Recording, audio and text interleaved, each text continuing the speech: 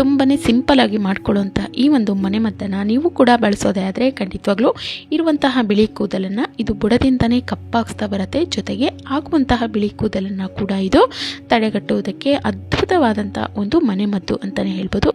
ಯಾವ ರೀತಿಯಾಗಿ ಮಾಡ್ಕೊಳ್ಳೋದು ಅಂತ ಹೇಳಿ ನೋಡ್ಕೊಂಬರೋಣ. ಅದಕ್ಕೂ ಮುಂಚೆ ವಿಡಿಯೋ ಇಷ್ಟ ಆಯಿತು ಅಂದರೆ ಲೈಕ್ ಮಾಡೋದನ್ನು ಮರಿಬಾರ್ದು. ಹಾಗೆ ಇದೇ ರೀತಿಯ ಮತ್ತಷ್ಟು ಹೊಸ ವಿಡಿಯೋಗಳಿಗಾಗಿ ನೀವಿನ್ನು ನಮ್ಮ ಚಾನಲ್ಗೆ ಸಬ್ಸ್ಕ್ರೈಬ್ ಆಗಿಲ್ಲ ಅಂದರೆ ಈಗಲೇ ಸಬ್ಸ್ಕ್ರೈಬ್ ಕೂಡ ಮಾಡ್ಕೊಳ್ಳಿ. ಇನ್ನು ಈ ಒಂದು ಮನೆಮದ್ದನ್ನು ಮಾಡ್ಕೊಳ್ಳೋದಕ್ಕೆ ನಾನಿಲ್ಲಿ ಕರಿಬೇವನ್ನು ತಗೋತಾ ಇದ್ದೀನಿ. ಕರಿಬೇವಿನಲ್ಲಿ ಹೆಚ್ಚಾಗಿ ಔಷಧೀಯ ಗುಣಗಳಿವೆ, ಪೋಷಕಾಂಶಗಳು ಇದರಲ್ಲಿ ತುಂಬಾ ಹೇರಳವಾಗಿವೆ. ಇದು ನಮ್ಮ ಹೇರ್ ಗ್ರೋತಿಗೆ ಒಳ್ಳೆಯದು, ಹೇರ್ ಫಾಲನ್ನು ಕಡಿಮೆ ಮಾಡ್ತಾ ಹೋಗುತ್ತೆ, ಹೊಟ್ಟನ್ನು ಕೂಡ ಇದು ಕಡಿಮೆ ಮಾಡ್ತಾ ಹೋಗುತ್ತೆ. ಇನ್ನು ತುಂಬಾ ಹೇರ್ ಡ್ಯಾಮೇಜು ಅಂದರೆ ಮಧ್ಯದಲ್ಲಿ ಕಟ್ಟಾಗೋದಾಗಿರ್ಬೋದು ಅಥವಾ ಸೀಳು ಕೂದಲು ಹೆಚ್ಚಾಗಿ ಆಗ್ತಾ ಇರುತ್ತಲ್ಲ, ಅದನ್ನೆಲ್ಲ ಕ್ರಮೇಣವಾಗಿ ಕಡಿಮೆ ಮಾಡಿ ಒಂದೊಳ್ಳೆ ಹೆಲ್ದಿ ಹೇರ್ ಗ್ರೋತಿಗೆ ಕರಿಬೇವು ಅತ್ಯದ್ಭುತವಾದಂಥ ಒಂದು ಮೆಡಿಸನ್ ಅಂತಲೇ ಹೇಳ್ಬೋದು.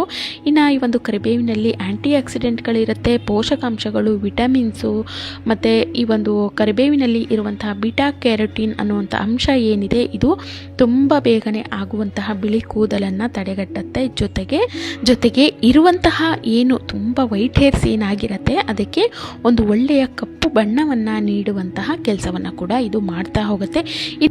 ಇನ್ನು ಕರಿಬೇವನ್ನು ನಾವು ಈ ರೀತಿಯಾಗಿ ಮಾಡಿಕೊಂಡು ವೈಟ್ ಹೇರ್ಸ್ಗೆ ಅಪ್ಲೈ ಮಾಡ್ಕೊಳ್ಳೋದ್ರಿಂದ ತುಂಬ ಬೇಗನೆ ಆ ಒಂದು ವೈಟ್ ಹೇರ್ಸು ಕಪ್ಪಾಗಲು ಶುರುವಾಗುತ್ತೆ. ಜೊತೆಗೆ ಆಗುವಂತಹ ವೈಟ್ ಹೇರ್ಸನ್ನು ಕೂಡ ಇದು ತಡೆಗಟ್ಟಿ ಒಂದು ಒಳ್ಳೆಯ ಕಪ್ಪು ಬಣ್ಣವನ್ನು ನೀಡೋದಕ್ಕೆ ಇದು ತುಂಬಾ ಹೆಲ್ಪ್ ಆಗುತ್ತೆ ಅಂತಲೇ ಹೇಳ್ಬೋದು. ಇನ್ನು ಕರಿಬೇವನ್ನು ನಾವು ರೆಗ್ಯುಲರ್ ಆಗಿ ನಮ್ಮ ಕೂದಲಿಗೆ ಅಪ್ಲೈ ಮಾಡ್ಕೊಳ್ಳೋದ್ರಿಂದ ಹೇರ್ ಗ್ರೋತ್ ತುಂಬ ಚೆನ್ನಾಗಿ ಆಗ್ತಾ ಹೋಗುತ್ತೆ. ಜೊತೆಗೆ ಹೇರ್ ಫಾಲ್ ಕೂಡ ಆದಷ್ಟು ಕಡಿಮೆ ಆಗೋದಕ್ಕೆ ಶುರುವಾಗುತ್ತೆ. ನೋಡ್ಬೋದು ಇಲ್ಲಿ ನಾನು ಒಂದು 2 ಹಿಡಿ ಆಗೋಷ್ಟು ಕರಿಬೇವನ್ನು ನೀಟಾಗಿ ಒಂದು ಸತಿ ವಾಶ್ ಮಾಡಿಬಿಟ್ಟು ಅದನ್ನು ಸ್ವಲ್ಪ ನೀರೆಲ್ಲ ಹೋಗೋ ತನಕ ಒಣಗಿಸ್ಕೊಂಡು ನಂತರ ತೊಗೋತಾ ಇದ್ದೀನಿ.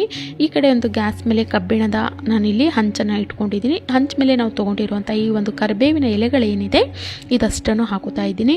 ಫ್ಲೇಮನ್ನು ಮೀಡಿಯಮ್ ಫ್ಲೇಮಲ್ಲಿ ಇಟ್ಕೊಂಡು ಈ ಒಂದು ಕರಿಬೇವಿನ ಎಲೆಗಳೇನಿದೆ ಇದಷ್ಟು ಕಲರ್ ಚೇಂಜ್ ಆಗಬೇಕು, ಅಂದರೆ ಒಂದು ಒಳ್ಳೆ ಕಪ್ಪು ಬಣ್ಣಕ್ಕೆ ಬರಬೇಕು, ಅಲ್ಲಿ ತನಕ ನಾವು ಇದನ್ನು ಬಿಸಿ ಮಾಡ್ತಾ ಹೋಗಬೇಕಾಗತ್ತೆ.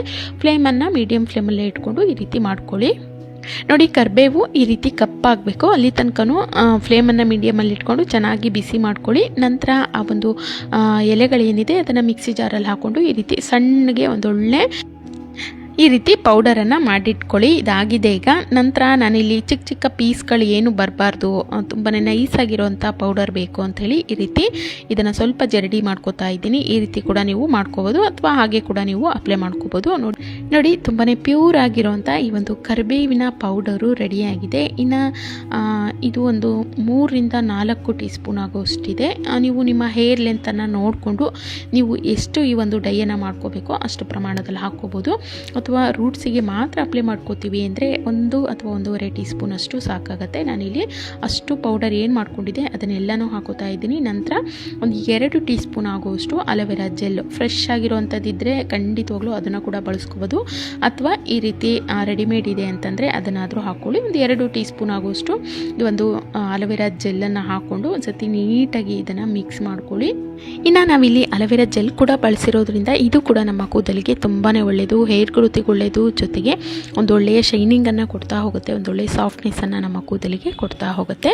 ನೋಡಿ, ಅಲೋವೆರಾ ಮತ್ತು ಕರಿಬೇವಿನ ಪೌಡರನ್ನು ನೀಟಾಗಿ ಒಂದು ಸತಿ ಮಿಕ್ಸ್ ಮಾಡ್ಕೊಳ್ಳೋದ್ರಿಂದ ಒಂದೊಳ್ಳೆ ಕರಿಬೇವಿನ ಹೇರ್ ಡೈ ರೆಡಿ ಆಗುತ್ತೆ. ಇನ್ನು ಇದನ್ನು ಕೂದಲಿನ ಬುಡದಿಂದ ತುದಿ ತನಕ ಕೂಡ ನೀವು ಹಚ್ಕೋಬೋದು. ಆದರೆ ಕೆಲವೊಬ್ಬರಿಗೆ ರೂಟ್ಸಲ್ಲಿ ಮಾತ್ರ ಆಗಿರುತ್ತೆ ಹೆಚ್ಚಾಗಿ ವೈಟ್ ಹೇರ್ಸು, ಅಂಥವರು ಕೂದಲಿನ ಬುಡಕ್ಕೆ ಮಾತ್ರ ಕೂಡ ಇದನ್ನು ಅಪ್ಲೈ ಮಾಡ್ಕೋಬೋದು. ಹಚ್ಕೊಂಡು ಇದನ್ನು ಒಂದು 2 ಗಂಟೆಗಳ ಕಾಲನಾದರೂ ತಲೆಯಲ್ಲಿ ಹಾಗೆ ಇಟ್ಕೊಳ್ಳಿ.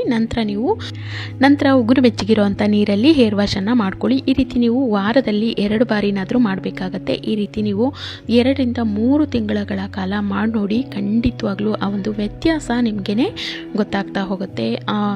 ಏನು ವೈಟ್ ಹೇರ್ಸ್ ಆಗಿರುತ್ತೆ ಅದು ಒಂದು ಒಳ್ಳೆಯ ಬಣ್ಣವನ್ನು ಪಡ್ಕೊಂಡಿರುತ್ತೆ. ಜೊತೆಗೆ ಆಗುವಂತಹ ಬಿಳಿ ಕೂದಲನ್ನು ಇದು ಆದಷ್ಟು ಕಡಿಮೆ ಮಾಡೋದಕ್ಕೆ ನಿಮಗೆ ತುಂಬಾ ಹೆಲ್ಪ್ ಆಗುತ್ತೆ ಈ ಒಂದು ಹೇರ್ ಡೈ. ಇನ್ನು ಕೆಮಿಕಲ್ ಡೈಗಳನ್ನು ಹಚ್ಕೊಳ್ಳೋದಕ್ಕೆ ಇಷ್ಟ ಇಲ್ಲ ಅಂತ ಅಂದ್ಕೊಳ್ಳೋದಾದರೆ ಅಂಥವರಿಗೆ ಇದು ಒಂದು ಒಳ್ಳೆಯ hair dye, natural hair dye ಅಂತಲೇ ಹೇಳ್ಬೋದು. ಖಂಡಿತವಾಗ್ಲೂ ಬಳಸಿ ನೋಡಿ, ಆ ಒಂದು ವ್ಯತ್ಯಾಸ ನಿಮಗೇ ಗೊತ್ತಾಗ್ತಾ ಹೋಗುತ್ತೆ.